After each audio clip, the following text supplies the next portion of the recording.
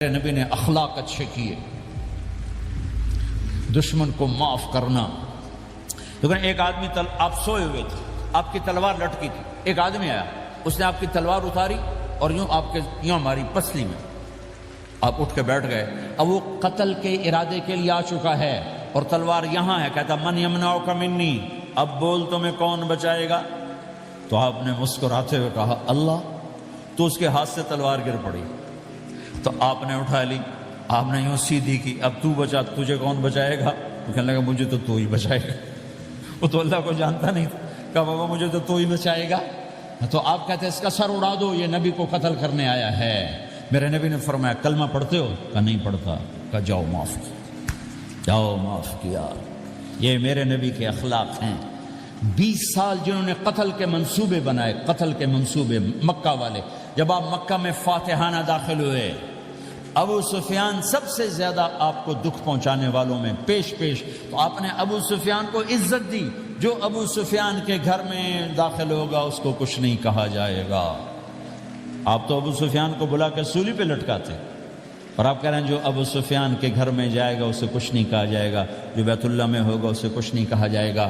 سارا مکہ سامنے، آپ یوں بیت اللہ کا دروازے پر یوں دونوں ہاتھ ایسے ٹکا کے کھڑے تھے۔ پھر آپ نے کہا میں کیا کروں گا اب تمہارے ساتھ؟ تو سہیل بن عمر نے کہا آپ کریم ہیں، کریم کے بیٹے ہیں۔ تو آپ نے کہا جاؤ میں نے معاف کیا۔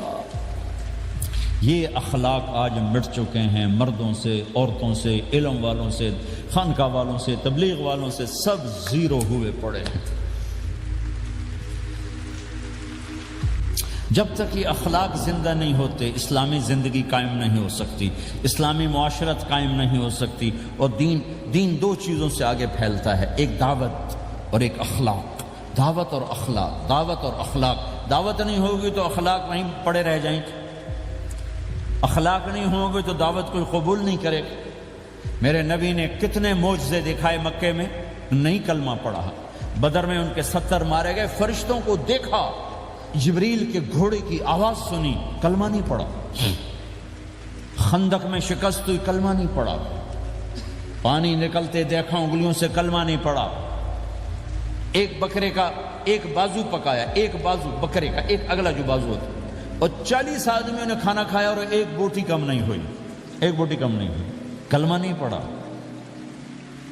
لیکن جب میرے نبی نے کہا جاؤ معاف کیا تو سارے ہی کلمہ پڑھ گئے کہ واقعہ یہ اخلاق نبی کے ہو سکتے۔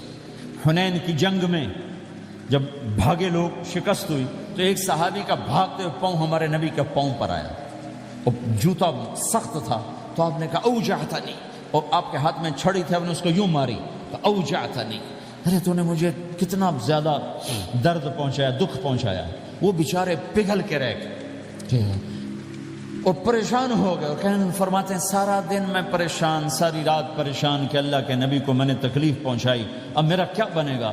اگلا دن ہوا تو اعلان ہو رہا تھا بھائی جس کا پاؤں نبی کے پاؤں پہ آیا تھا اس کو اللہ کے نبی بلا رہے ہیں۔ تو صحابی کہنے لگے میں نے سمجھا بس اب میری تو دنیا بھی گئی اور آخرت بھی گئی، اب میرے اوپر کیس بنے گا اور مجھے ڈانٹ ڈپٹ بھی ہوگی، میرا کتنا بڑا گھاٹا نقصان ہوگا۔ یہ حاضر ہوئے ڈرتے ڈرتے، تو آپ نے فرمایا میرے بھائی کل میں نے تمہیں چھڑی ماری تھی، وہ مجھے معاف کر دینا، اور یہ 80 اونٹ تمہیں ہدیہ دیتا ہوں، 80 کیملز یعنی 80 پراڈو، 80 رینج روور کا یہ میری طرف سے تمہیں ہدیہ ہے۔ وہ حیران پریشان، یہ میرے نبی کے اخلاق ہیں، یہ میرے نبی کے اخلاق ہیں۔ کانٹے بچھانے والی نے 4 دن آنا چھوڑ دیا، بیمار ہو گئی تھی، تو آپ نے کیا بات ہے، وہ ہمارے راستے میں اب کانٹے کوئی نہیں ہیں؟ کہا جی وہ بیمار پڑی ہے جو کانٹے بچھاتی تھی۔ تو آپ اس کے گھر چلے گئے، ماں جی خیریت تو ہے، آپ ٹھیک تو ہیں؟ کہا بیٹا مجھے کلمہ پڑھا دے، بس تیرے اخلاق نے مجھے فتح کر لیا ہے۔ میرے بھائیوں یہ چیپٹر بھول چکے ہیں، بھول چکے ہیں، بھول چکے ہیں۔ جب تک یہ چیپٹر زندہ نہیں ہوگا زندگی اسلامی نہیں بنے گی، معاشرہ اسلامی نہیں بنے گا، اور آگے قوموں کے لیے اسلام کا دروازہ نہیں کھلے گا۔ ہمیں معاف کرنا آتا ہو، ہمیں گالی دینے والے کو دعا دینا آتا ہو، غیبت کرنے والے کی تعریف آتی ہو، اور غیبت کرنے سے، غیبت سننے سے اپنے آپ کو ایسے بچاؤ جیسے زہر سے بچاتے ہو، اسے آگ سے بچاتے ہو۔ ایک دوسرے کو نفرت کا بول نہ بولو ورنہ ساری زندگی تباہ و برباد ہو جائے گی۔ میرے رب کی قسم، میرے نبی نے کہا ایک زبان کا بول انسان بولتا ہے اور جہنم کی گہرائیوں میں گر جاتا ہے، اور ایک زبان کا بول انسان بولتا ہے اور جنت کے درجات پر چڑھ جاتا ہے۔ یہ زبان بہت طاقتور چیز ہے، میں ہر بیان میں اس کو دہرا رہا ہوں کہ جتنا یہ عمل ختم ہو چکا ہے اتنا کوئی عمل بھی نہیں ختم ہوا ہے۔ میرے نبی نے فرمایا معاذ تمہیں سارے دین کا خلاصہ بتاؤں؟ معاذ الا انبئک بملاک ھذا کلہ، میں تمہیں پورے دین کا خلاصہ بتاؤں؟ کون معاذ جس کے ہاتھ میں علماء کا جھنڈا ہوگا؟ کون معاذ؟ میں ابھی مئی میں ان کے اردن اجتماع میں گیا، آگے ان کے اربد میں گئے، آگے وہاں ان کا مقبرہ ہے 18 کلومیٹر۔ میں گیا کمرے میں داخل ہوا تو سارا کمرہ خوشبو سے مہک رہا تھا، اور مجھے ایک شخص نے بتایا یہ خوشبو 24 گھنٹے یہاں آتی رہتی ہے۔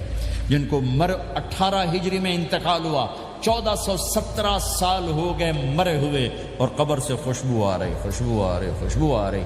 اس آدمی کو سمجھایا کیسے اور بتایا کیا؟ معاذ تمہیں سارے دین کا خلاصہ بتاؤں؟ کہ جی بتائیں۔ تو آپ نے یوں کیا، اپنی زبان نکالی اور اس کو پکڑا انگلی سے، پھینکا، کف ھذا، معاذ اس زبان پہ قابو پا جا، یہ پورا دین ہے۔ یہ زبان آج کھل گئی ہے۔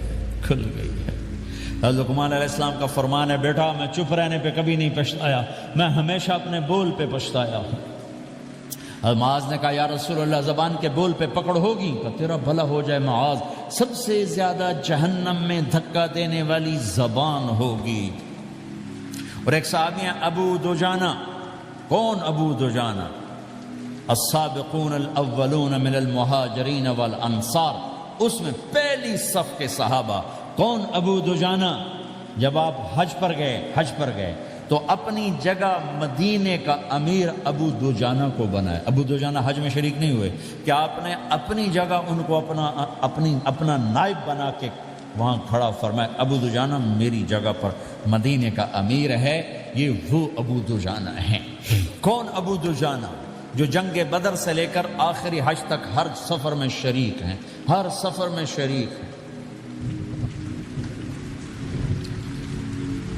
ان کی ایک بات میں بتانا چاہتا ہوں، پہلے تھوڑی سی ان کی ہسٹری بتانا چاہتا ہوں۔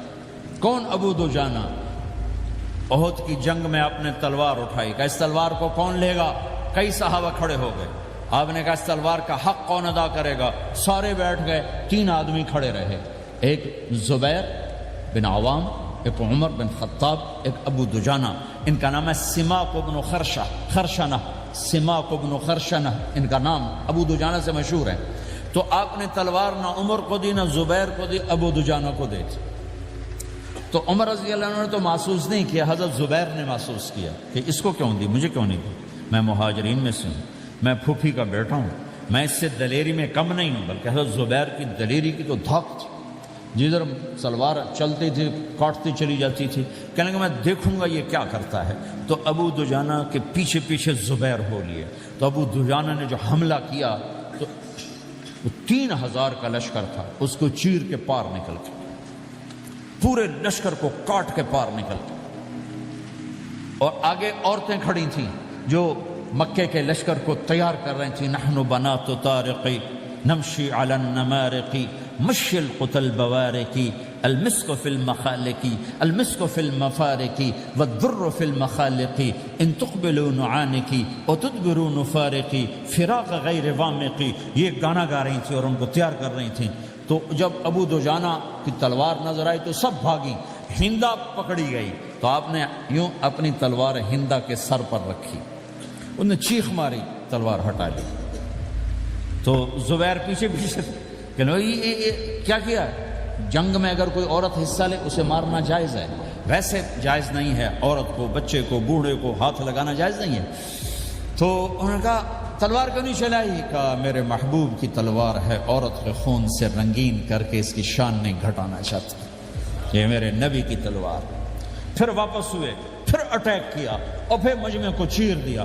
سامنے ایک آدمی آ رہا تھا ہاتھی کی طرح، اتنا لمبا موٹا تازہ. تو زبیر کہنے لگے میرے جی میں آیا کبھی اس کی ٹکر ہونا پھر میں دیکھوں ابو دجانہ کیا چیز ہے. تو اللہ کا کرنا ایسا ہوا ابو دجانہ دونوں آمنے سامنے ہو گئے. تو وہ ایسے شاہ سوار تھے کہ دونوں طرف کے لشکر ذرا تھم گئے اور وہ دونوں بھڑ گئے. ابو دجانہ کے اپنے جوہر، اس پہلوان کے اپنے جوہر، غبار اٹھا، مٹی اٹھی، اور اس کی اپنی طاقت، ان کی اپنی طاقت. انہوں نے ابو دجانہ کو اس نے زخمی کر دیا. ابو دجانہ نے جو جوش میں آ کے ماری تلوار، اس کو لگی یہاں، تو اتنی طاقت سے لگی کہ اس کے نیچے اتر کر 2 ٹکڑوں میں تقسیم کر دی. یوں ماری تو ایک حصہ ادھر ایک حصہ. پھر یوں دیکھا اور اپنے چہرے سے لوہی کی ٹوپی اتاری. اما ترا انا ابو دجانہ، کیا دیکھ رہے ہو؟ میں ہوں ابو دجانہ. تلوار صحیح لی ہے میں نے، غلط نہیں لی. یہ ابو دجانہ ہیں. اور جب شکست ہو گئی احد کی جنگ میں اور پھر 10-12 آدمیوں نے آپ کو گھیرے میں لیا ہوا تھا، ان میں ایک ابو بکر تھے، عمر تھے، علی تھے، طلحہ تھے، زبیر تھے، سعد بن ابی وقاص تھے، اور سہل بن حنیف تھے، عبادہ قتادہ بن نعمان تھے، اور ابو دجانہ تھے رضی اللہ تعالی عنہم. ان میں سے ایک ابو دجانہ بھی تھے. اور یمامہ کی جنگ میں ابو دجانہ شہید ہوئے. یمامہ کی جنگ میں شہید ہوئے. یہ ابو دجانہ کی تھوڑی سی سیرت آپ کے سامنے آئی ہے. اس کے بعد اب آپ ان کے قول کو سنو تاکہ اس کا وزن آپ کے سامنے آئے. یہ بدر کے شریک ہیں. اللہ کے نبی نے کہا بدر کا صحابی جو مرضی کرے بخشا گیا. یہ صلح حدیبیہ کے شریک ہیں. اللہ نے قرآن میں کہا لقد رضی اللہ، میں ان سے راضی ہو گیا. یہ صحابی ہیں. اللہ نے کہا کلا وعد اللہ الحسنى، اے میرے نبی تیرے ہر صحابی کے لیے جنت کا وعدہ ہے. اور اب یہ کیا کہتے ہیں؟ یہ کیا کہتے ہیں لوگو؟ ان ارجع عملی عند، لوگو میرے پاس ابو دجانہ، میرے پاس بخشش کا سب سے بڑا عمل جانتے ہو کیا ہے؟ بدر نہیں، احد نہیں، حدیبیہ نہیں، خندق نہیں، خیبر نہیں، فتح مکہ نہیں، آخری حج نہیں. کیا ہے؟ کیا ہے لوگو؟ ان ارجع عملی عندی، میرے پاس آخرت میں بخشش کا سب سے بڑا عمل بس ایک ہے کہ ما آذیت احدا بلسانی، میں نے اپنی زبان سے کبھی کسی کو دکھ نہیں پہنچایا. ولا اجد فی قلبی غلا لاحد، اور میرے دل میں کسی کے لیے بغض کوئی نہیں ہے، بس یہ میری بخشش کا عمل ہے. تو بھائیو، نبی کے اخلاق میں 2 چیزیں لے لو. ایک زبان سے کسی کو دکھ نہ دو، ایک دل میں کسی کا بغض نہ رکھو. اللہ کی قسم بغیر حساب کتاب کے جنت میں جاؤ گے. بڑے بڑے جنید بغدادی اور بڑے بڑے معرفت والے تمہیں دیکھتے رہ جائیں گے. تمہاری رفتار اتنی تیز ہوگی کہ تمہیں وہی پکڑ سکے گا جس کا یہ 2 عمل تم سے زیادہ اچھا ہوگا. جس روڈ پہ رش ہوتا آپ وہاں سے گاڑی ہٹا لیتے ہو، ادھر نہیں، ادھر رش ہے، وہ سائن وغیرہ آپ کو آ جاتے ہیں کہ بھائی ادھر بلاک ہے، ادھر نہیں جانا، ادھر جانا ہے. تو جہاں روڈ پہ رش ہوتا ہے تو قیمتی سے قیمتی گاڑی کی رفتار بھی آہستہ ہو جاتی ہے، اور جہاں روڈ خالی ہوتا ہے تو پرانی گاڑی بھی بھاگے جا رہی ہوتی. ہمارے یہاں پرانی گاڑی ہوتی ہے نا، پرانی بسوں کے پیچھے لکھا ہوتا ہے نہ انجن کی خوبی نہ ڈرائیور کا کمال، خدا کے سہارے چلی جا رہی ہے.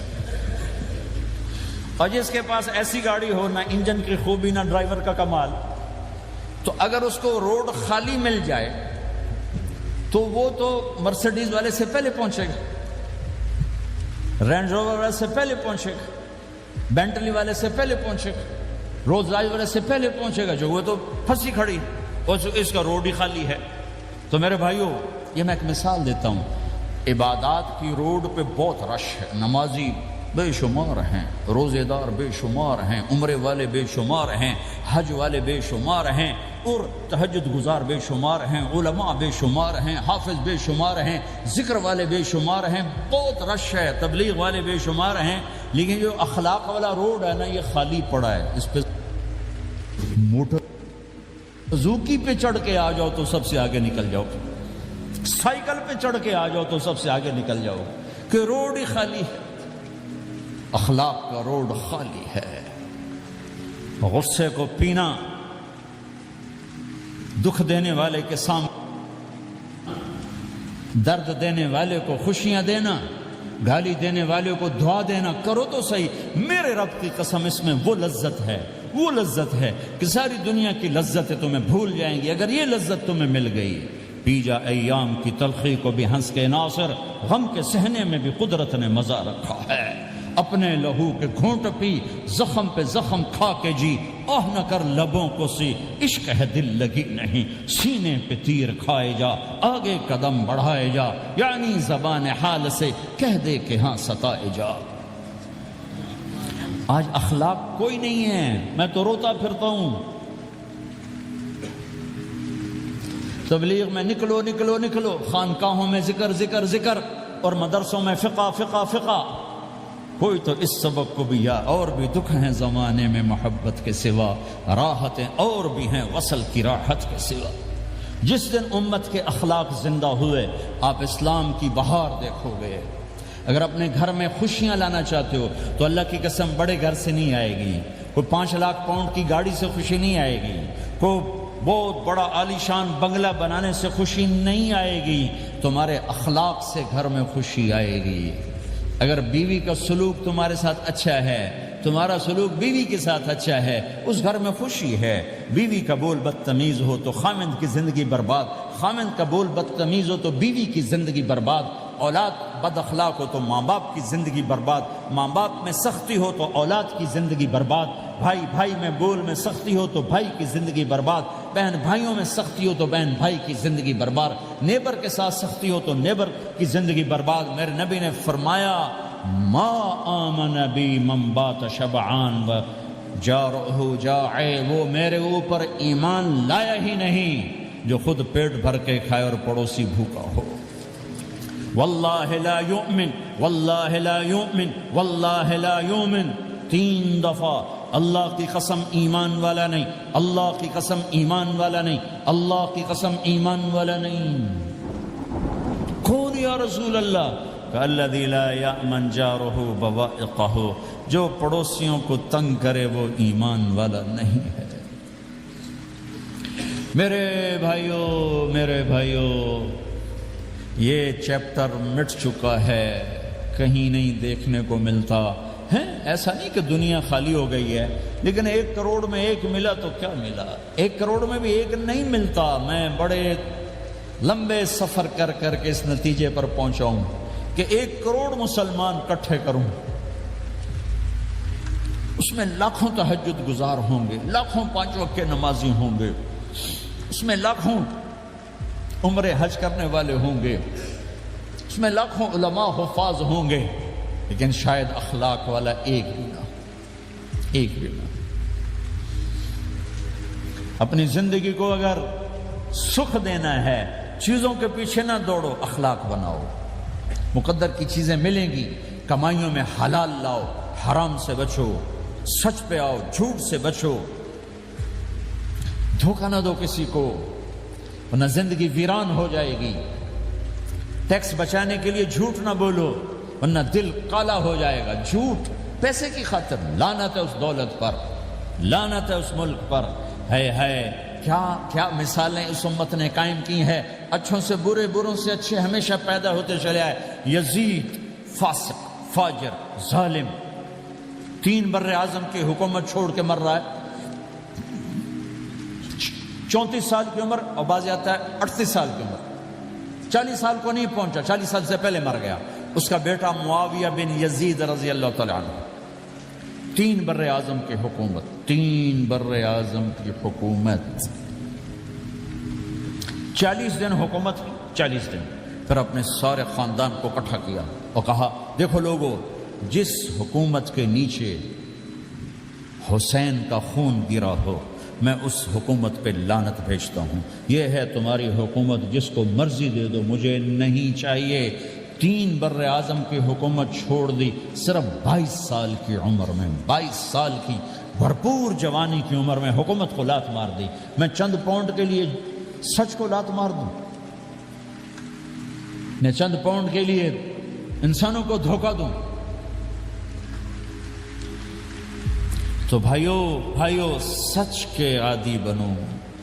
بڑا عالی خلق ہے سچ بولنا، بڑا بڑے عالی اخلاق ہیں لوگوں کو نفع پہنچانا، لوگوں کے سامنے میٹھا بنو، کڑواہٹ اندر رکھو، مٹھاس تقسیم کرو، پوری دنیا میں دین زندہ ہوگا۔ اس نقل و حرکت، یہ دعوت کی نقل و حرکت، میں بولٹن میں آج سے 31 سال پہلے بھی آیا تھا، 20 آدمی نہیں اکٹھے کر سکے تھے ہم، سارے دن کے گشتوں کے بعد۔ ایک گرجا مسجد تھا اس وقت، تو ہم کو 50 آدمی اکٹھے نہیں کر سکے تھے۔ آئیے ہزاروں کا مجمع ہے، اس کے پیچھے پتہ نہیں کتنی محنتیں ہوئی ہیں، تب جا کر یہ رنگ بنا ہے، اس لیے کہ شکل بنی ہے، اس میں رنگ بھرنے کی ضرورت ہے، اور وہ ہے میرے نبی کے اخلاق، میرے نبی کی مبارک زندگی، جس میں درگزر، جس میں معاف کرنا، جس میں میٹھا بول، جس میں چھوٹا بن جانا اور دوسرے کو بڑا بنانا، جس میں سچ بولنا، جس میں دھوکے سے بچنا، یہ مسلمان کی شان ہے۔ تو ہمارے تو نوجوان یہاں کی لڑکیوں کو دھوکہ دیتے ہیں، پیپر بنانے کے لیے یہاں کی لڑکیوں سے شادی کرتے ہیں، ان کی زندگیاں برباد کر دیتے ہیں، اپنا ایمان خراب کرتے ہیں، ان کی زندگی خراب کرتے ہیں۔ مسلمان ہی دھوکے باز بن جائے تو لوگوں کو راہبری کون دے، راہبر کون بنے گا؟ تو میرے بھائیوں، اللہ اس کے رسول کو ڈھونڈنے کے لیے یہ تبلیغ کی محنت ہے، در در پھرو، اور یہ دو باتیں بن جائیں، ایک ہماری عبادات ٹھیک ہو جائے، ایک ہمارے اخلاق ٹھیک ہو جائے۔ اس کو لے کر جب ہم پھریں گے تو اللہ کے فضل سے ایک لہر چلے گی جو دنیا کے ہر آخری کونے تک پہنچے گی، ہر گھر کو اللہ تعالیٰ توحید کے نور سے روشن کر دے گا۔ اس کے لیے ہم وقت مانگتے ہیں کہ یہ ایک زندگی ہے جو میرے 1.25 گھنٹے کی تقریر سے 1.5 گھنٹے کی تقریر سے قابو میں نہیں آئے گی، اس کو سیکھنے کے لیے وقت مانگتے ہیں۔ نکلو میرے بھائیوں، اور آج تک جو اللہ پاک کے ساتھ، اللہ کے رسول کے ساتھ کوئی جنگ کی، اس سے صلح کر لو، کسی سے لڑے ہوئے ہو فوراً صلح کر لو، اس کو بھی منا لو، اس سے بھی مان جاؤ، کسی سے روٹھے نہ رہو، کسی سے قطع تعلق نہ کرو، سب سے سلام کرو، دل کو صاف رکھو۔ ابو دجانہ جیسی ہستی فرماتے ہیں کہ میری بخشش کا عمل یہ ہے کہ زبان سے دکھ نہیں دیا، دل میں بغض کوئی نہیں، اور وہ کہتے ہیں یہ میرا سب سے بڑا عمل ہے۔ یہ اپنے نبی کے اخلاق میں 2 باتیں لے لیں، اس زبان سے کسی کو دکھ نہ پہنچے، دل میں کتنے ہی لوگ ستائیں، بغض نہ رکھو، صاف کرو، دھو دو، اور فرائض میں نماز چھوٹے نہیں، اور پھر اس کو لے کر یہ امت پھرے، چونکہ اس امت کا کام بیٹھنا نہیں ہے، اس امت کا اجتماعی جرم ہے کہ انہوں نے اللہ کے دین کے لیے پھرنا چھوڑ دیا، اس امت کی اجتماعی خطا ہے کہ انہوں نے اللہ کے پیغام کو آگے پہنچانا اس کو اپنا کام نہ سمجھا، اس کے لیے پھرنا چھوڑ دیا تو اپنے بھی ہاتھوں سے نکل گئے، پرائے تو پہلے ہی پرائے تھے۔ تو میرے بھائیوں، اس کے لیے نیت کرو، ارادے کرو۔ جو بھائی یہ تیار ہوں یہ دسمبر کے آخر تک، تو وہ کھڑے ہو کر ذرا اپنے ناموں کا اظہار فرما دیں، اور یہ جو چھٹیاں آ رہی، یہ ساری چھٹیاں لگانے کے لیے جو نوجوان تیار ہوں وہ بھی کھڑے ہو کے اپنی شکلیں زیارت کروا دیں، اللہ بھی راضی ہو جائے، اللہ کا نبی بھی راضی ہو جائے، جلدی سے کھڑے ہو کر بتا دیں۔ فرمائیں جی۔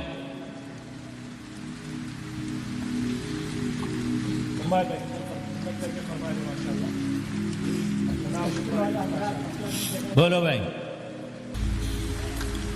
آوے بیٹھ جا، میں دعا کرتے ہیں۔ دعا سے پہلے تھوڑی سی بات کرنا چاہتا ہوں، سن لیں پھر انشاءاللہ دعا کرتے ہیں۔ مسلمان کی زندگی چلتے پھرتے دعوت ہے، مسلمان کی زندگی چلتی پھرتی دعوت ہے۔ اگر اسلام ہماری زندگی میں ہو، عبادات ایسی چیزیں جو نظر نہیں آتی، اخلاق ایسے چیزیں جو چھپ نہیں سکتی۔ اخلاق ایک ایسی صفت ہے جس کو آپ چھپا نہیں سکتے، بد اخلاقی ایسی برائی ہے جس کو آپ چھپا نہیں سکتے۔ شراب تو چھپ سکتی ہے، اندر کمرے میں بیٹھ کے پی لے، روزہ چھپ سکتا ہے، نہیں رکھا کسی کو کیا خبر، نماز بھی چھپ جاتی، نہیں خبر پڑھی ہے کہ نہیں پڑھی، لیکن برے اخلاق بھی نہیں چھپتے اور اچھے اخلاق بھی نہیں چھپتے۔ ایک اچھے اخلاق خوشبو کی طرح مہکتے ہیں اور برے اخلاق گندگی کی طرح بدبو چھوڑتے ہیں۔ ہمارا معاشرہ اسلامی اس وقت بنے گا جب ہمارے اخلاق عالی ہوں گے، تو یہ نقل و حرکت اس کو طاقت پہنچائے گی۔ یہ گھر بیٹھنے سے چیز نہیں آئے گی بھائی، پھرنا پڑے گا، دھکے کھانے پڑیں گے، لیکن ان دھکوں میں بھی اللہ نے بڑی لذت رکھی ہے، بہت عجب نشہ ہے اس کا۔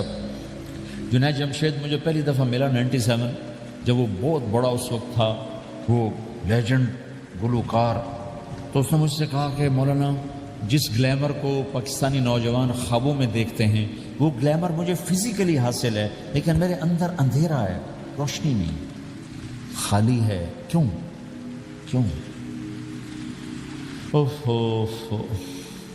میں نے کہا تمہارے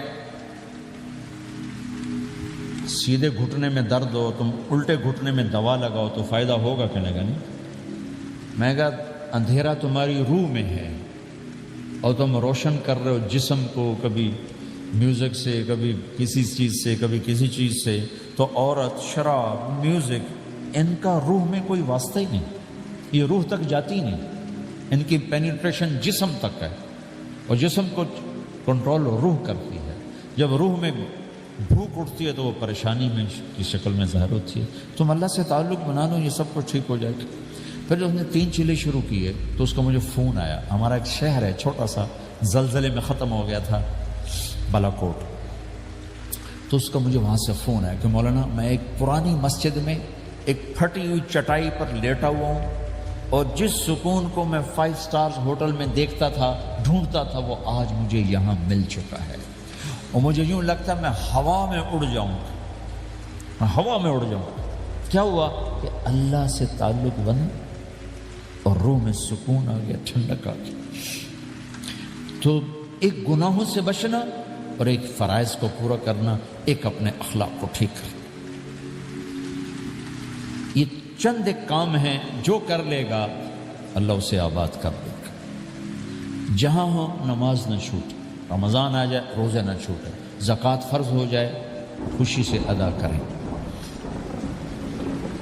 اپنی کمائیوں کو حلال پہ لائیں، غلط کاغذات سے، غلط پیپر سے، غلط ہیرا پھیری سے پیسہ نہ بنائیں، یہ پیسہ تباہی کی سوا کچھ نہیں لاتا۔ اپنی حلال کمائی کرو، کہ میرے نبی کا فرمان ہے جو صبح سے شام تک حلال کمانے میں تھکتا ہے اس دن کے سارے گناہ معاف ہو جاتے۔ سعد بن معاذ بیٹھے تھے، ان کے ہاتھوں پر اللہ کے نبی کی نظر پڑی تو ہاتھ بڑے سخت تھے، تو ہم نے کہا سعد تیرے ہاتھ اتنے سخت کیوں ہیں؟ کہا جی میں اپنے باغ میں خود کام کرتا ہوں، اس سے یہ سخت ہو گئے۔ تو آپ نے سعد کا ہاتھ پکڑا اور ایسے چوما اور کہا اپنے بچوں کو حلال کھلانے میں بچوں کو حلال کھلانے میں جو ہاتھ ایسا ہو جائے گا اس پہ جہنم کی آگ حرام ہو جائے گی۔ کہ بھائیو حلال، جھوٹ نہ داخل کرو، چاہے کتنے بڑے مفتی فتویٰ دیں کہ ٹیکس بچانے کے لیے جھوٹ بولنا جائز ہے، میں کہتا ہوں نہیں، سچ۔ 2 سودے ہیں، ایک طرف چند 100 پاؤنڈ ہیں، ایک طرف سچ ہے، جس کو لینا ہے لے لو۔ سچ کو لوگے تو اللہ کے قدموں میں چلے جاؤ گے، اللہ کے حبیب کی چھاؤں میں چلے جاؤ گے، اللہ کی چھاؤں میں چلے جاؤ گے۔ جھوٹ، ہاں صرف جھوٹ بولنا جائز ہے، 2 بھائی لڑ پڑے ان میں صلح کرانے کے لیے جھوٹ بولنا جائز ہے۔ میاں بیوی لڑ پڑیں تو بیوی کو منانے کے لیے خامند جھوٹ بول سکتا ہے، خامند کو منانے کے لیے بیوی جھوٹ بول سکتی ہے۔ اس کے علاوہ جھوٹ نہیں ہے، سچ کے ساتھی بنو۔ اللہ کی قسم وہاں سے رزق آئے گا جہاں سے وہم و گمان بھی نہیں۔ پھر آپ اس حکومت کو دھوکہ دیتے ہو جو آپ کی ہمدرد۔ ہماری حکومتیں تو خود بھی چور ہیں تو ان کو چور پڑے ہوئے، چوروں کو چور پڑے ہوئے۔ تمہاری حکومتیں تو چور نہیں ہیں تو تم پہ خرچ کرتے ہیں۔ ان سے بینیفٹ لینا ہو تو پیچھے ہو، ان کو ٹیکس دینا ہو تو کہتے ہو کدھر لکھا ہے شریعت میں ٹیکس دینا جائز ہے؟ کیا لکھا ہوگا؟ آگے مفتی بھی بیٹھے ہوئے فتوے دینے کے لیے۔ جب ان سے نفع اٹھاتے ہو تو ان کو نفع پہنچاؤ، ان سے سہولتیں لیتے ہو ان کو سہولت پہنچاؤ۔ جو تمہارے خرچ کرنے میں دیانتدار ہیں ان کے ساتھ بددیانتی نہ کرو۔ مسلمان ہو اور دھوکہ، یہ 2 چیزیں جوڑ نہیں سکتی۔ اپنی عیاشی تھوڑی کم کر دو تو اللہ اس میں برکت دے گا۔ آپس میں کبھی اونچ نیچ ہو جائے فوراً صلح کرو، لڑائی پہ باقی نہ رہو کہ جی ہم نے بات نہیں کرنی، ہمارا سلام دعا ختم، ایسا کبھی نہیں کرنا۔ اونچ نیچ ہوتی ہے لیکن فوراً صلح کرو۔ ماں باپ میاں بیوی کٹھے رہتے ہیں تو ہمارا سسرالی معاشرہ بہت سخت قسم کا ہے، ماں باپ اتنی مداخلت کرتے ہیں، بچے میں کو ان کی زندگی تباہ کر دیتے۔ ساس سسر بہو پہ اتنا حق جتلاتے ہیں کہ خامد کا بھی اتنا حق نہیں رہ جاتا، اس سے زندگی ٹوٹ جاتی ہے۔ اگر سسر ہو بہو کو عزت دو. ساس ہے بہو کو عزت دے, بہو ہے ساس سسر کو عزت دے. لیکن اللہ کی قسم ساس اور سسر کا بہو پہ کوئی شرعی حق کوئی نہیں.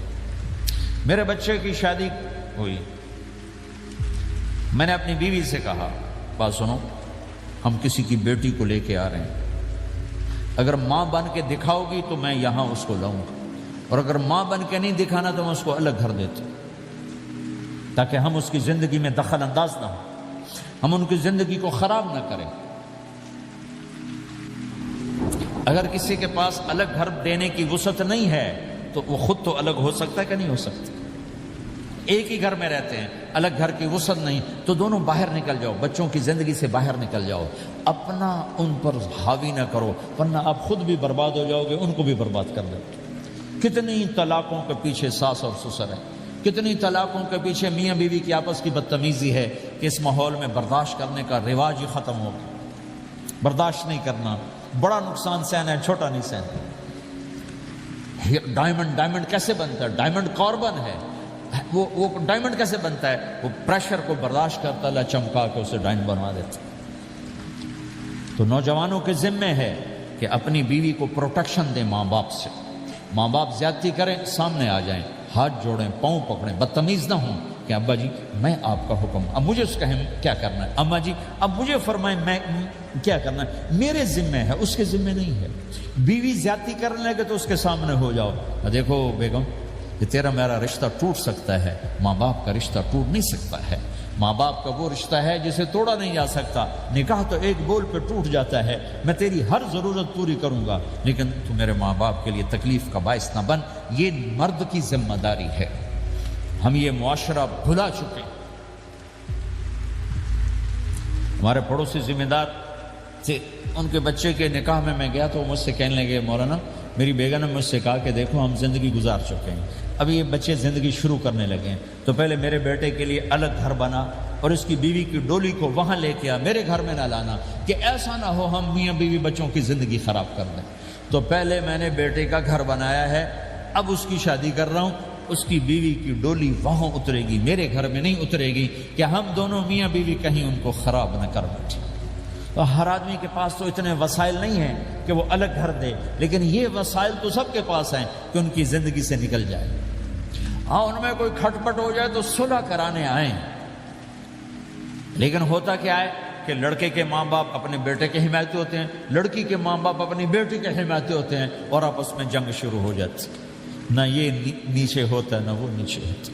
نئی شادی ہوتی, زندگی گزارنے کا پتہ نہیں ہوتا, ٹھوکریں کھاتے ہیں, تو ان کو سنبھالنے کی ضرورت ہوتی ہے. لیکن ہوتا کیا ہے کہ ماں باپ اپنے بیٹے کے کان میں نہ بیوی کی شکایتیں لگاتے رہے, یہ کرتی ہے, یہ کرتی ہے, یہ کرتی ہے, اور وہ بچی کو اس کے ماں باپ کہتے رہے کہ یہ کرتے ہیں, یہ کرتے ہیں, یہ کرتے ہیں. زبان پر ٹیپ لگا لو.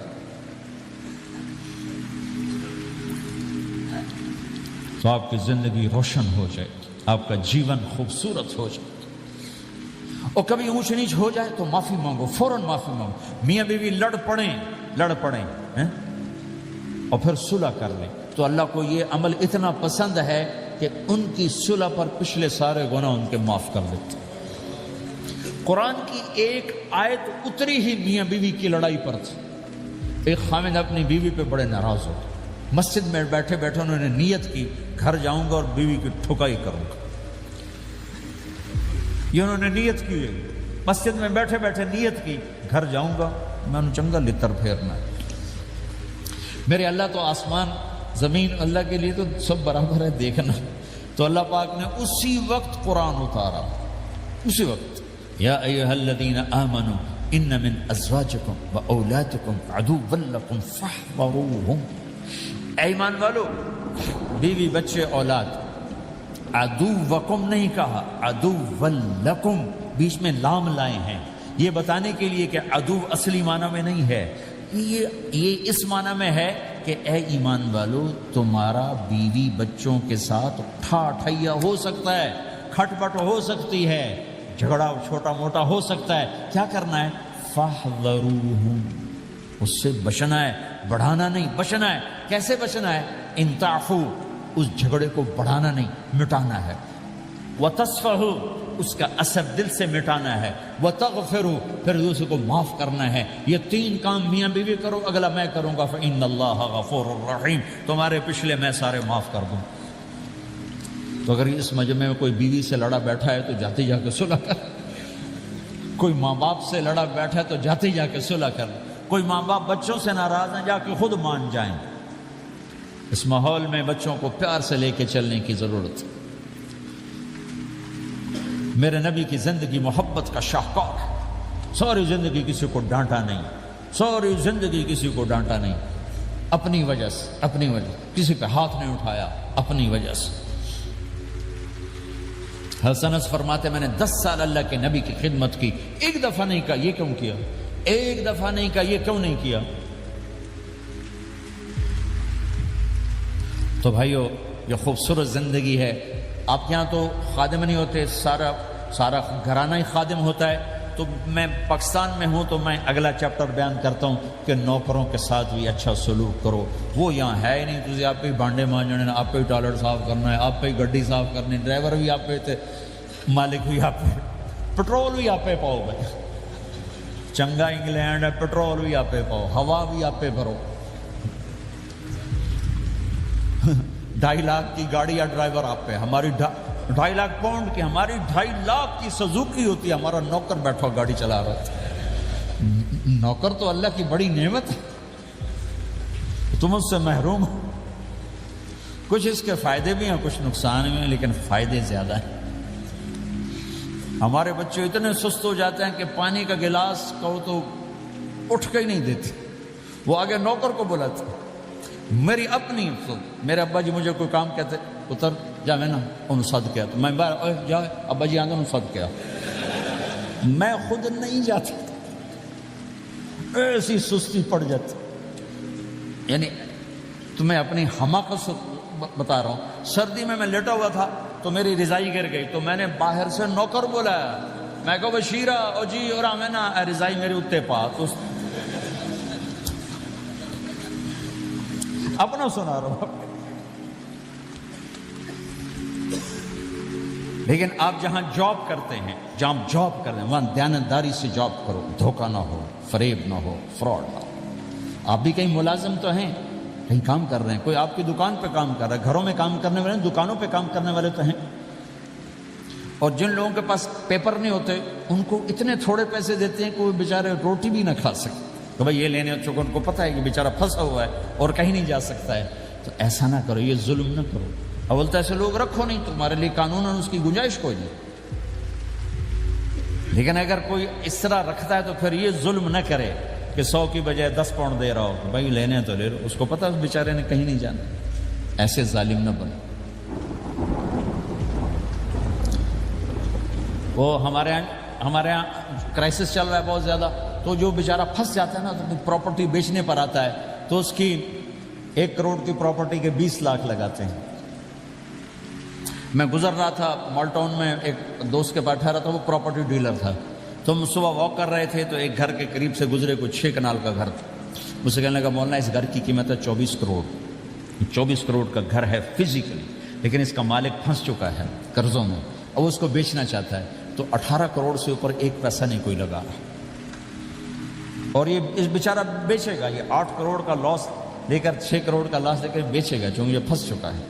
میں نے کہا اگر میرے پاس پیسے ہوتے تو میں اس کا 24 کروڑ کا گھر لیتا 30 کروڑ کا، کہ 24 کروڑ اس کے قرضے میں جاتے اور 6 کروڑ سے اپنا الگ کاروبار کر لیتے. مسلمان تو مظلوم کی مدد کرتا ہے، مسلمان تو دکھی کی مدد کرتا ہے، نہ کہ مصیبت زدہ کو اور لوٹ لینا، مرے نو مارے شاہ مدار، یعنی مصیبت زدہ پر اور مصیبت ڈالنا. بھائیو یہ وہ خوبصورت اخلاق ہیں، اپناؤ گے اللہ چمکائے گا، اللہ اس جہان کی عزت دے گا. اور ایک آخری میری بات ہے، بہت بڑا مجمع ہے، بہت سارے نوجوان نظر آ رہے ہیں. آج تک جو اللہ رسول سے جنگ کی اس سے صلح کر لیں، جو گناہ کی اس سے معافی مانگ لیں. ادھر ہم معافی مانگیں ادھر اللہ معاف کر دے گا، ادھر ہم توبہ کریں گے ادھر اللہ معاف کر دے گا. اور آپ تو ماشاءاللہ سارے بہت اچھے بیٹھے ہوئے ہیں. میرا ایک شاگرد ہے مولوی امجد، کراچی میں امام مسجد، اس کے پڑوس میں ایک عورت تھی، وہ لڑکیاں سپلائی کرنے کا کام کرتی تھی. کتنا ذلیل کام ہے. اور سالہ سال سے اس کے بیٹے سے اس میرے شاگرد نے دوستی لگائی اور میرے بیان کی کیسٹ دے دی کہ بھائی یہ سن لینا، میرے استاد جی کی کیسٹ۔ اس نے گھر میں جا کے لگا لی۔ اس کی ماں چلتے پھرتے کانوں میں آواز پڑ رہی ہے۔ آخر وہ آ کے بیٹھ گئے، کہنے لگی سنا، مجھے بھی سنا۔ تو اس نے سارا سنا، پھر کہا دوبارہ سنا، پھر سنا، کہا دوبارہ سنا، پھر سنا۔ تو کہنے لگی یہ کون ہے؟ کہا پتہ نہیں کون، تمہیں کس نے دی؟ کہا یہ امام مسجد نے۔ تو میں بچے کا ہاتھ پکڑا اور آ گئی دروازے پر۔ اس وقت لوگ تراویح پڑھ کے باہر نکل رہے تھے۔ کہنے میں نے امام صاحب سے ملنا ہے۔ وہ آ گئے، کہا جی یہ کیسٹ آپ نے دی؟ یہ کون ہے؟ کہ میرے استاد ہیں۔ کیا نام ہے؟ طارق جمیل۔ اچھا، انہوں نے توبہ کی بڑی بات بتائی ہے، تمہیں پتہ ہے نا میرا کیا کام ہے؟ کہ میری توبہ قبول ہو سکتی ہے؟ تو کیوں نہیں اماں جی ہو سکتی؟ کہ ٹھیک ہے پھر میں اللہ کو گواہ بناتی ہوں میری توبہ۔ اور اس نے مسجد میں آنا شروع کر دیا تراویح میں۔ 5واں روزہ ہے اور دعا مانگتی ہے اللہ اگر میری توبہ قبول ہے تو مجھے اپنے پاس بلا لے، یا اللہ اگر میری توبہ قبول ہے تو مجھے اپنے پاس بلا لے۔ 29ویں روزے سجدے کی حالت میں اللہ نے اٹھا لیا۔ ساری زندگی کام کیا؟ لڑکیوں کی سپلائی، اتنا بدترین کام، اور موت آئی رابعہ بصری جیسی۔ یہ ہے توبہ کا کمال کہ اللہ کی رحمت سے کبھی نا امید نہیں ہونا چاہیے۔ اللہ کوئی تھانے دار نہیں ہے کہ اس نے چھتر پھیرنا ہے۔ اللہ کریم ہے، مہربان ہے، ہمارا دوست ہے، ہمارا رب ہے۔ تو جب کبھی خطا ہو فوراً توبہ کرو، فوراً توبہ کرو، انشاءاللہ ایک دن آئے گا کہ اللہ ہمیں اپنی توبہ پہ پکا کر دے گا۔ تو یہ نیت تو کرو سارے جتنے بیٹھے ہو، بوڑھے جوان، کہ پچھلے پر ہم توبہ کرتے ہیں۔ کرتے ہو نیت؟ کہو یا اللہ میری توبہ، پھر کہو یا اللہ میری توبہ، پھر کہو یا اللہ میری توبہ۔ اگر یہ آپ نے سچے دل سے کہا ہے تو آپ کو مبارک ہو، آپ کے سب گناہ معاف ہو گئے، سارے معاف ہو گئے۔ حقوق باقی ہیں، علماء سے پوچھ لینا ان کی ادائیگی کیسے کرنی ہے، گناہ سارے معاف ہو گئے۔ اور آئندہ اگر کبھی توبہ ٹوٹے تو پھر کر لینا، پھر کر لینا، پھر کر لینا، میرے رب کی رحمت پہ کوئی اثر نہیں پڑتا۔ لن تبلغوا ضری فتضرونی ولن تبلغوا نفعی فتنفعونی، یہ میرے رب کی صفت ہے۔ وہ کہتا میں نفع سے بھی پاک ہوں، نقصان سے بھی پاک ہوں، نہ کوئی مجھے نفع پہنچا سکتا ہے نہ کوئی نقصان پہنچا سکتا ہے۔ تو میرے گناہوں سے اس کو کیا گھاٹا پڑتا ہے؟ مجھے گھاٹا پڑتا ہے۔ لہٰذا جب بھی ہم معافی مانگیں گے وہ خوشی سے معاف کریں گے، جب بھی توبہ کریں گے خوشی سے قبول کریں گے۔ ٹھیک ہے نا؟ سارے نیت کرتے ہو؟ درود شریف پڑھو۔ اللہم لک الحمد کما انت اہلہ وصلی علی محمد کما انت اہلہ وافعل بنا ما انت اہلہ انک اہل التقوی واہل المغفرہ۔ ربنا آتنا فی الدنیا حسنہ وفی الآخرۃ حسنۃ وقنا عذاب النار۔ یا اللہ ہم نے توبہ کی ہے، ہماری توبہ قبول فرما۔